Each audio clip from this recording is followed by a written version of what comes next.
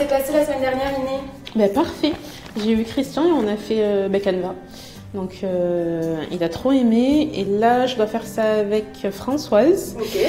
Et on a aussi Madame Prosperi qui a appelé parce qu'elle avait envie d'apprendre des applications de langue. Donc il y a Mazen qui va lui montrer comment on installe Duolingo. Super. Ouais, on se tient au courant. Ok. Ça va. Ciao.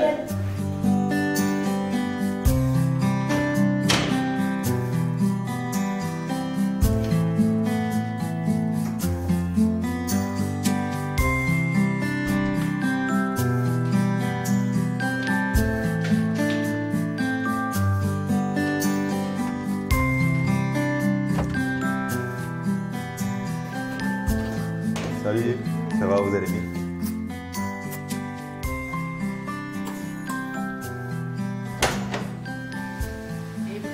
Bonjour, Myriam, ça va?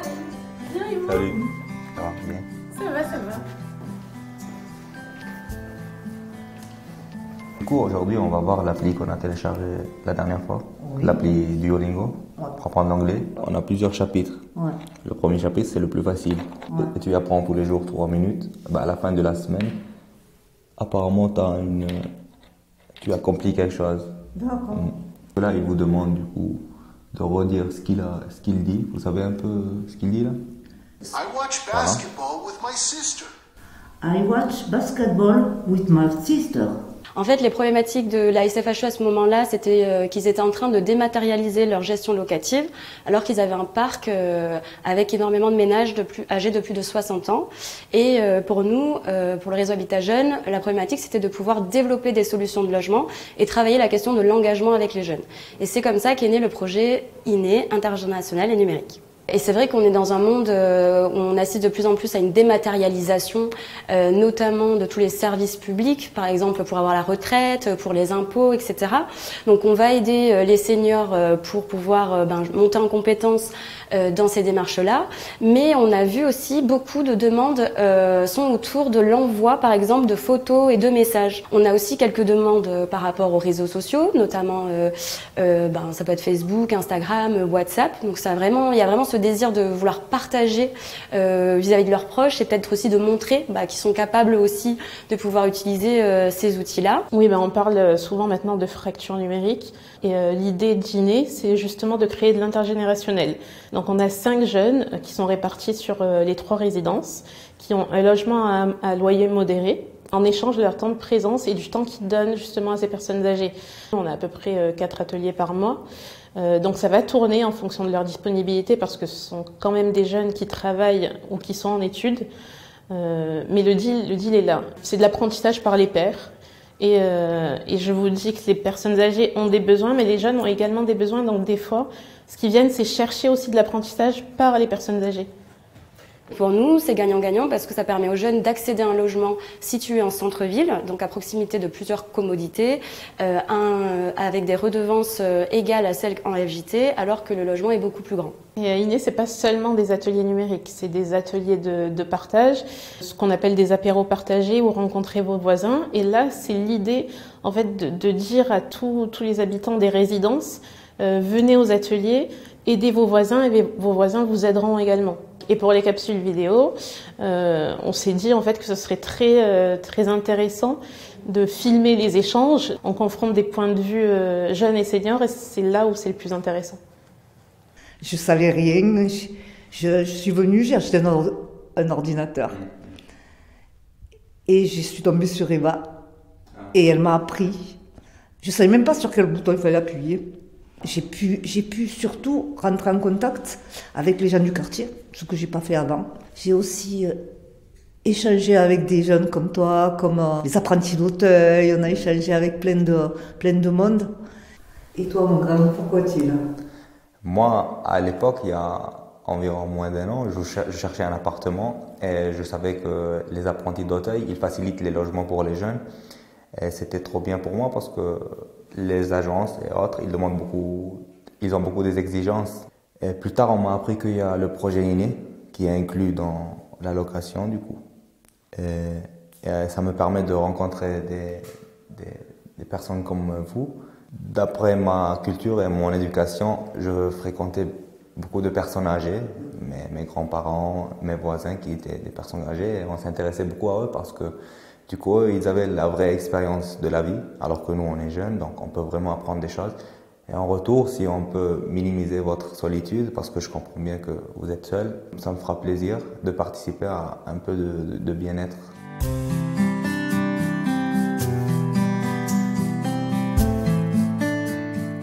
Alors par rapport au projet INE intergénérationnel et numérique, nous on a été sollicité en fait par l'Union régionale Habitat Jeunes, à laquelle on est adhérent, qui nous avait sollicité en fait par rapport à ce projet pour justement voir si on pouvait proposer des jeunes qui pouvaient être intéressés en ayant en gros des logements un petit peu plus grands pour le même tarif qu'ici et en donnant du temps de bénévolat pour accompagner des personnes âgés à l'origine sur l'initiation au numérique, vraiment basique, quoi. Enfin, nous, ça fait partie aussi de nos valeurs, le vivre ensemble, l'épanouissement des jeunes. Et nous, on veut aussi les préparer vraiment à la sortie, on va dire, un peu du système de foyer, du système d'accompagnement. C'est-à-dire qu'ils soient indépendants. Donc, on trouve que c'est un projet qui correspond puisque on discute avec ses voisins, on rencontre ses voisins, on les côtoie tous les jours. Enfin, ça devient des adultes à part entière qui rentrent de plein pied dans la vie, quoi, tout simplement, dans leur vie autonome, quoi.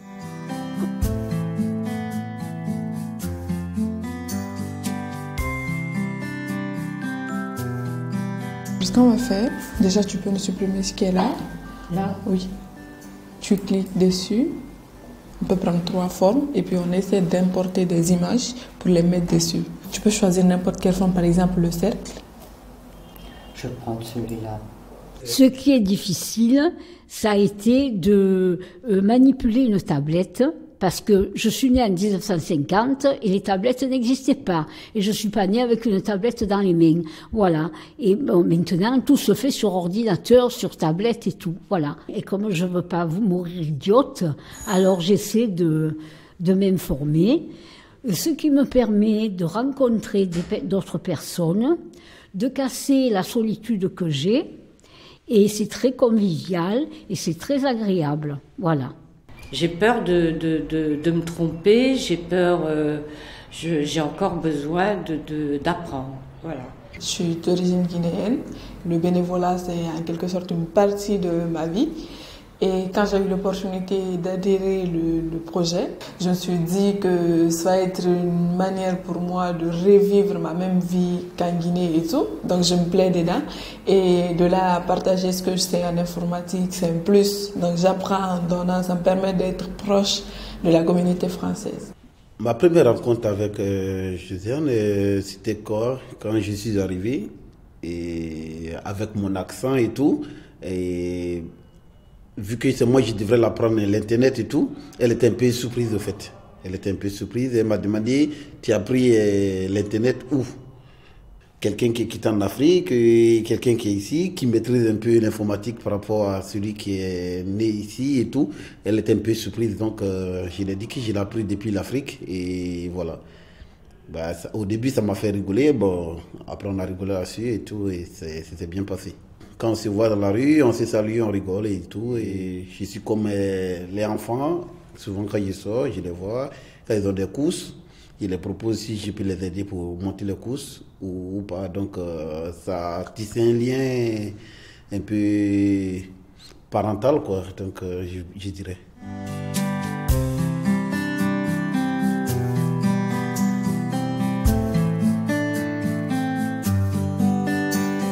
Ça apporte une meilleure connaissance de nos locataires, une proximité. Nos locataires nous voient aussi différemment, pas uniquement pour des problèmes techniques, pas uniquement pour des loyers, enfin voilà. C'est aussi leur proposer du lien social et puis un regard différent sur leur bailleur. Et ça change aussi les rapports, c'est-à-dire que il peut y avoir des soucis, mais en même temps, on a vécu autre chose. Et puis ça améliore notre cadre de vie parce qu'il y a quand même plus de respect. Sur Rabato 2, il y a une très bonne ambiance. Donc ce projet-là, il va recommencer pour 3 ans puisqu'on a eu une aide au déploiement. Et un des objectifs, c'est que du coup, on a donné un logement au projet INE sur Rabato 3, qui est une résidence qui vit moins bien, pour pouvoir toucher plus de locataires de Rabato 3 et l'ouvrir à l'ensemble de la résidence. Dans notre stratégie au sein de la SFHE, nous avons pris l'engagement de prendre soin de nos habitants. Ça vient en ligne directe de la stratégie groupe également d'Arcade Vive, où notamment le logement santé est une dynamique importante du groupe. Monter des projets et des projets sur 3 ans, ça c'est intéressant. Et ça c'est grâce au Fonds d'innovation sociale qu'on peut avoir des projets sur du long terme. Au bout des 3 ans, il y a eu 42 seniors qui ont bénéficié des ateliers numériques. On a fait 153 ateliers en 3 ans et on a eu 11 événements. Finalement, c'est un prétexte, la fracture numérique, puisque aujourd'hui, ça va beaucoup plus loin. Et d'ailleurs, c'est cette phase 2 du projet INE, puisque on avait fléché les seniors dans cette première phase. Aujourd'hui, on étend ces ateliers à l'ensemble de nos habitants de Rabato, puisqu'en fait, on veut lutter aussi contre la fracture numérique et c'est pas que l'affaire des seniors.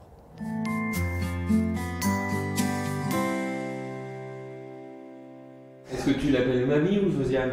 Non, il l'appelle Josiane. Si je l'appelle Mamie, peut-être elle va se fâcher, parce qu'il y a des gens qui n'aiment pas ça aussi. Et voilà.